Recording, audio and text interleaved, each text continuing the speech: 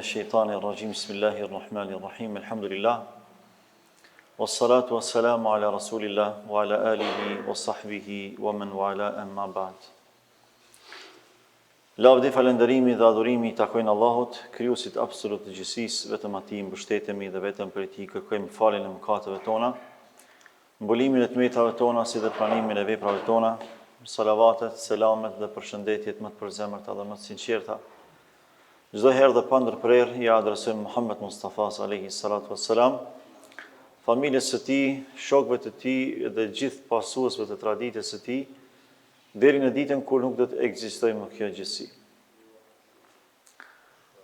Besimtarë të nderuar, jemi duke i trajtuar ngjarjet më interesante të jetëshkrimit të Muhammed Mustafas sallallahu alaihi wasallam dhe kemi arritur në fazën e përjetimit të gjitha llojeve të dhunave, duke filluar nga ajo verbale për një kohë të gjatë edhe psiqike, gjithashtu pas vdekjes së Ebu Talibit apo agjes së Muhamedit sallallahu alaihi wasallam, edhe me dhunë fizike, për shkak se ata kishte mbrojtje edhe politike edhe sociale, dhe me vdekjen e tij mushrikët e Mekës e shpërfaqën publikisht urrejtjen e madhe dhe dëshirën e flakt për ta dëmtuar Muhamedin sallallahu alaihi wasallam edhe fizikisht. Meqense u vështirësua situata, u kufizua në davet, në thirrje për në rrugën e Allahut.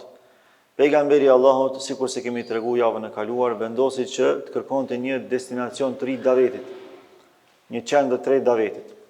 Normalisht në pamundësi për me thirrë Mekë, ashtu siç ka thirrur, atëherë vendosi që të krijojë një vend të ri ku do të thriste njerëz në rrugën e Allahut, ku do të futeshin në Islam, do të pranonin Islamin dhe prej aty pastaj do të përçonte mesazhin Islam në Mekë.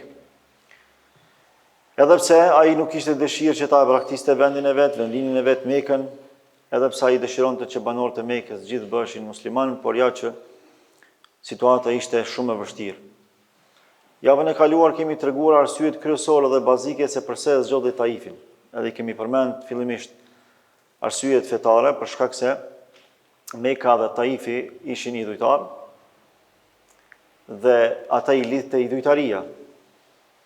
Dhe duke qenë se ishte mentalitet i njëjtë, pejgamberi i Allahut sallallahu alaihi wasallam e përzgjodhi Taifin si vend që meritonte të ftohej për në rrugën e Allahut, largohej nga idhujtaria. Dhe një prej idhujve më të njohur të asaj kohe ishte Lati, që ishte për idhujve që qëndronte në Taif. Nga aspekti sociologjik, kemi përmendur atë se Taifi konsiderohej si vend i zhvilluar, sepse ishte vend industrial, për atë kohë kuptohet. Edhe ishte vend ku kultivohej bujqësia, për dallim prej Mekës që kultivohej blegtoria.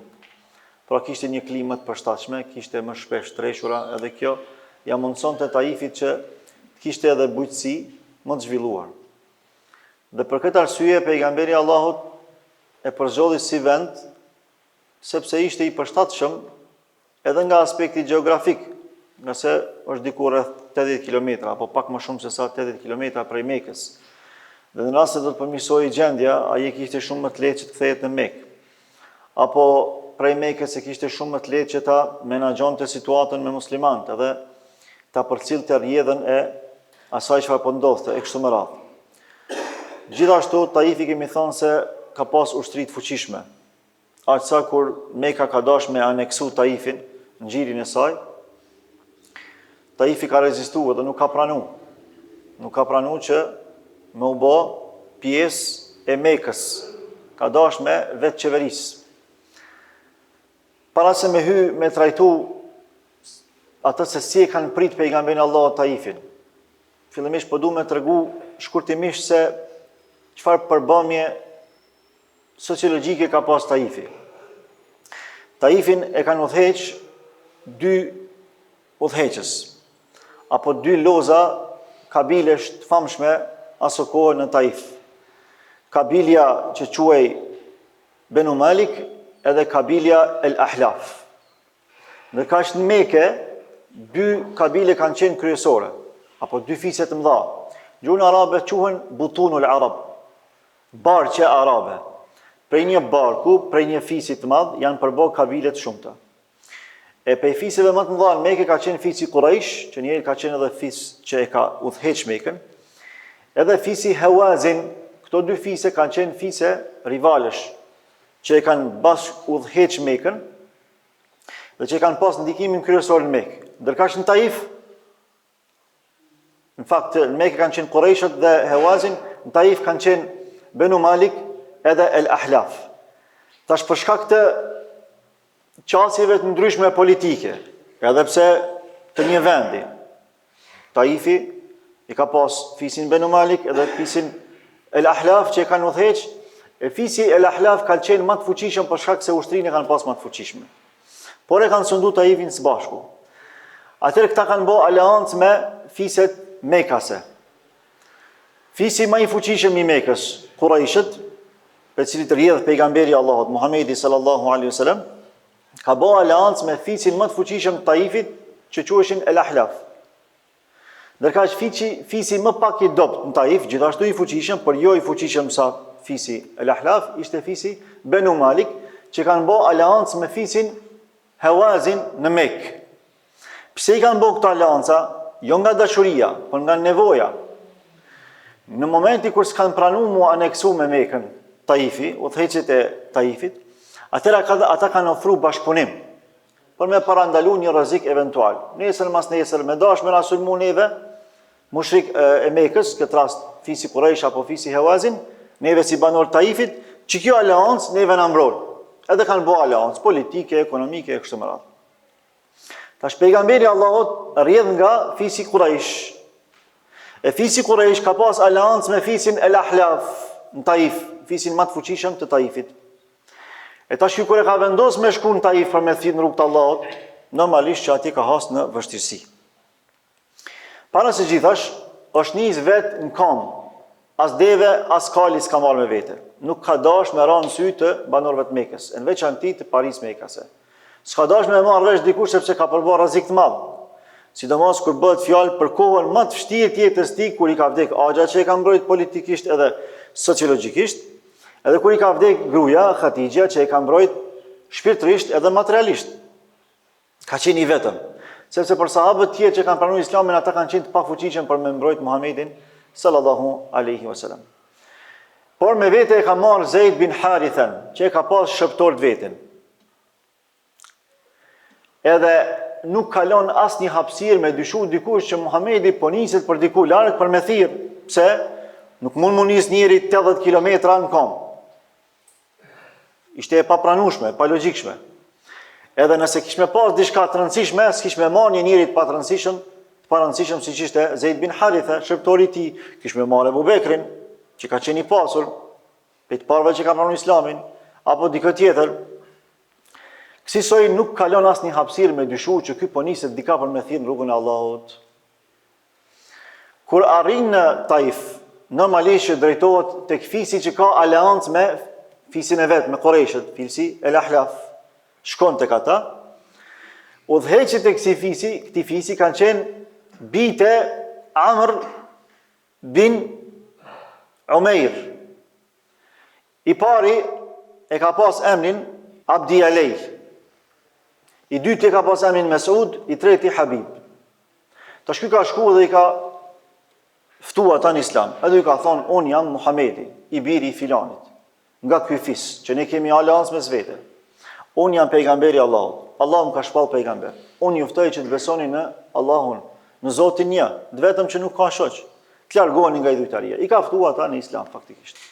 Por ata e kanë pritur shumë keq.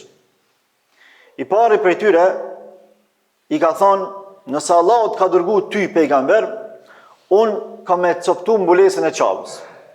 Për me dashme në nëshmu Muhamedin, a.s. i ka thonë kësaj.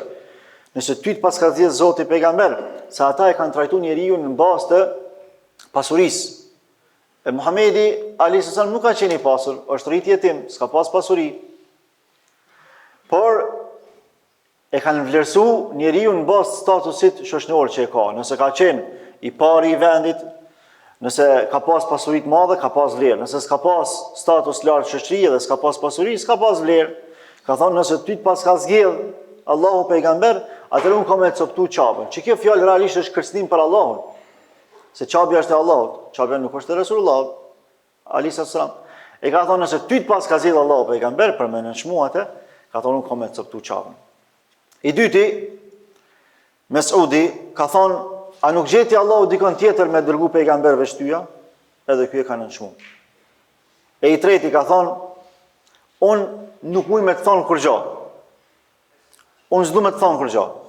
Se nëse je pejgamber, atër ti je i rrezikshëm për mua. Se nëse unë të lëndoj ty, nëse unë të nënçmoj ty, apo të luftoj ty, atër unë jam i humbur, sepse Allahu është me pejgamberin, nuk është me mua. Nëse je gënjeshtar, atër unë s'kam pse merrem me ty, se nuk merrem me gënjeshtar. Kështu që ky nuk ka thonë as mirë as keq. Se ka besu, se ka pranu, po nuk e ka shoh, nuk e ka ofendu. Qëndron pejgamberi Allahut 9 ditë duke thirrë njerëz në Islam Taif. As kush se pranon Islamin. Derisa në ditën e 10 i japin ultimatum ta 3 udhëhecit e Taifit. Edhe i thonë, ti sa më shpejt me dal prej Taifit. Me lën Taifin se ti je rrezik për neve. Nuk kanë dashur me u prish aleanca me Qurayshët që e kanë Mekë. E kanë qenë interesin e vet. Një herit edhe e kanë pasur të rrezikshëm se po thret në një fe që e lufton idhujtarin, fenë e tyre. Ata kanë qenë idhujtar. Por pos kësaj, jo që e kanë qitë prej Taifit me dhunë, por e kanë nënçmu në një mënyrë që kur në historitë njerëzimit nuk është nënçmu një pejgamber, siç është nënçmu Muhamedi sallallahu alaihi wasallam. Çka kanë bë? I kanë mbledh këtë skllëvarit që i kanë pas, i kanë mbledh të çmendurit e shoqënisë, edhe fëmijët që i kanë pas, edhe në daljet të Taifit, në daljen kryesore të Taifit, i kanë bërë rend. Njënën pjesë nënën e djathtë, tjetrën pjesë nënën e majt, edhe i kanë dhënë gur sa kanë pas mundësi. Që tu dal Muhamedi këta me gjujt me gur me përgjak. Edhe duke dal pejgamberi Allahut së bashku me Zeidin, ata fillojnë edhe e gjujnë, edhe bërtasin, e nënçmojnë me fjalë tranda, duke e gjujt, e duke e shoh, duke i bërtit, duke e nënçmu, sa që përgjakët pejgamberi Allahut sallallahu alaihi wasallam, siç tregon vetë Zeidi më vonë, thot, gjaku i madh ja kam lu edhe kam të poshtë. Si dallojshin kam pe gjakut, çka shumë e kanë për gjak. Para mendoje me të vërshu gur të shumt. Ato kanë qenë me dhjetra, ndoshta me qindra njerëz. Edhe thot, kam këthy me mbulu, me mbrojt pejgamberin Allahut, po s'kisha mundësi me mbrojt, se shumë gur vinin. Edhe fillon me vrapu me ik. Sa që 5 kilometra kanë ik, e ata ju kanë vu mas. Nuk po nalën, tu i gjujt, tu i shah, tu i bërtit, normalisht matjen me kilometra e kanë bërë, pastaj ma vonë, sepse atër s'ka pas matje. Edhe si e kanë bërë, kur pejgamberi Allahut arrin në një pikë e sheh një vnesht. Edhe hyn të ajo vnesht mu fshe, që këta mos me gjetë edhe mos me gjujt mos se po vdes prej sulmit. E kur është fut në vnesht, ata janë friksu edhe janë kthy. E prej Taifit deri te kjo vnesht, kur kanë bërë matin, ka dalë diku 5 kilometra parafërsisht. Pra 5 kilometra e kanë njek mas, të e gjujt, të e nënçmu, të e përgjak pejgamberin Allahut së bashku me Zeid bin Harithan radhiyallahu anhu. Por është e çuditshme se ajo vnesht ka qellu të jetë e Shejbe edhe Utbe ibn Rabia, e dy prej liderëve të Mekës. Pasanikët e Mekës i kanë blerë vneshtat më të shtrenjta të Taifit, sepse në Taif tham është kultivu bujqësia. Edhe kanë shku i kanë blerë vneshtat edhe tokat më dobiprurse dhe më të frytshme në Taif. Qëllon që kjo vnesht jetë e Shejbes edhe Utbes. Nëse ju kujtohet javën e kalume, kemi tregu që Shejbe dhe Utbe ka qenë për atyre që i ka mallku pejgamberi Allahut me njëherë mas namazit, kur ja ka hedh ai qafiri plancat në sejdë, në shpinë. Edhe kur ka thonë selam, çka ka thonë?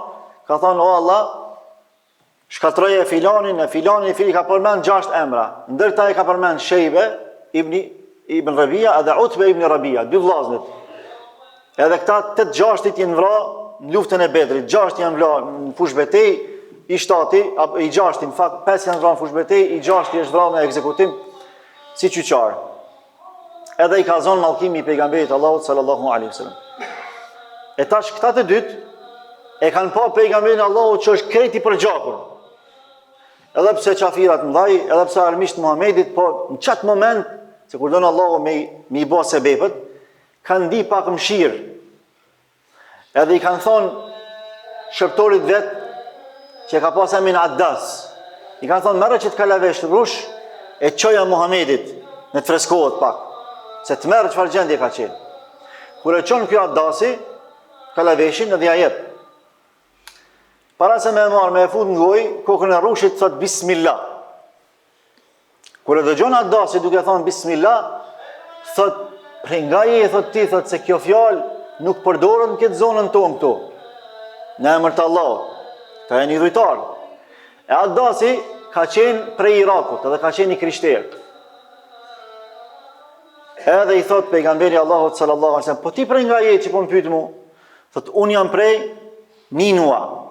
Ninua është në Irak. Mosuli aktual është kryeqyteti i zonës apo rajonit Ninua, është zonë e madhe, mbi 2 milion banori ka. Thot edhe unë jam i krishterë, i përkas fesë së krishtere. Thot ti qenke nga vendlindja e vllaut tim, edhe një burr të madh të mirë, Yunus bin Metta, Yunusit alayhis salam. Thot po nga penjeti Yunusin. Thot ai është pejgamber edhe vllau imi, sepse unë jam pejgamber. Kur e dëgjon këtë fjalë, Addasi i hidhet edhe i përplaset pejgamberit Allah nga gëzimi dhe dashuria, edhe ja pudh durt e këmbët për gëzimit të madh. Edhe e shqipton shahadetin, bëhet musliman.